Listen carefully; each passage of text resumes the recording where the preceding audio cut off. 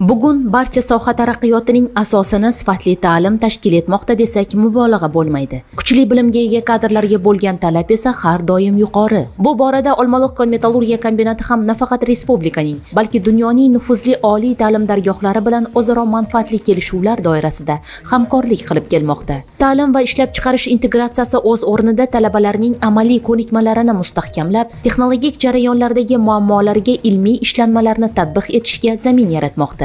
Kuni kecha kombinatga tashrif buyurgan Qirg'iziston Respublikasi O'sh texnologiya universiteti, Mo'g'uliston davlat universiteti hamda Geologiya fanlari universiteti talaba yoshlaridan iborat delegatsiya a'zolari ham soha mutaxassislari bilan o'zaro tajriba almashish imkoniyatiga ega bo'lishdi. Talaba yoshlar respublikaning eng yirik mis ishlab chiqarish korxonasi hisoblangan Olmaliq kon-metallurgiya kombinati bilan tanishishni Qalmoqir konidan boshlashdi. Ulkan kon texnikalari yordamida amalga oshirilayotgan ma'dan qazish jarayonlari mehmonlarning katta qiziqishiga sabab bo'ldi.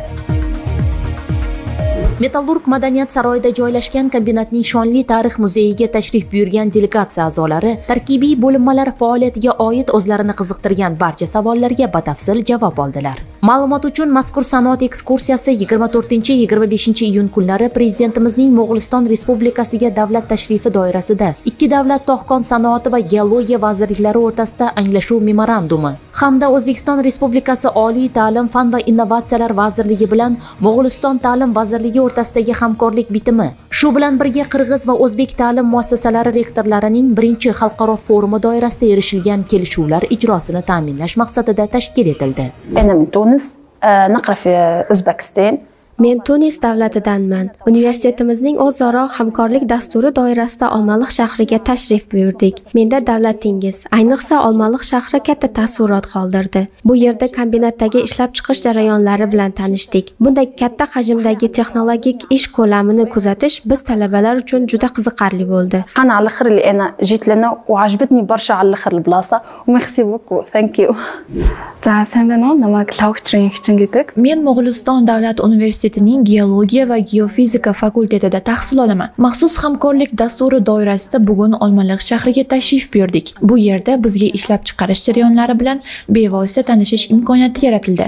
Biz bundan juda mamnunmiz. Sanoat ekskursiyasi davomida delegatsiya a'zolari kombinat o'quv markazi qoshidagi muhandislik maktabiga tashrif buyurishib, u yerda tinglovchilar uchun yaratilgan imkoniyatlar bilan tanishdi.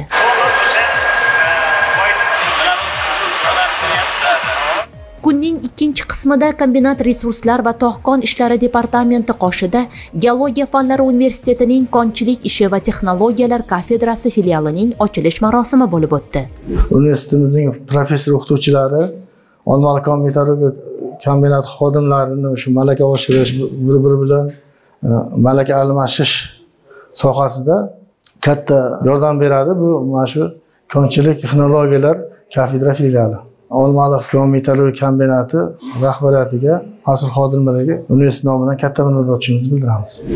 Mazkur filial mehnat bozorida raqobatbardosh sifatli kadrlar tayyorlash, korxonaning dolzarb muammolarini ilmiy tadqiqot ishlari yordamida hal etish, professor o'qituvchilarning malakalarini oshirish hamda talabalar o'quv jarayonini bevosita texnologik amaliyot bilan birga olib borish imkoniyatini yaratishga xizmat qiladi. Xulosa qilib aytganda, ta'lim va sanoat integratsiyasi nafaqat iqtisodiy o'sishning, balki inson kapitalini rivojlantirishning ham muhim omilidir. Bu orqali ta'lim tizimi hayot bilan, ilm-fan esa amaliyot bilan uzviy bog'lanadi. Natijada zamonaviy jamiyat ehtiyojlariga javob bera oladigan, ilg'or texnologiyalarni puxta o'zlashtirgan yangi avlod mutaxassislari shakllanadi.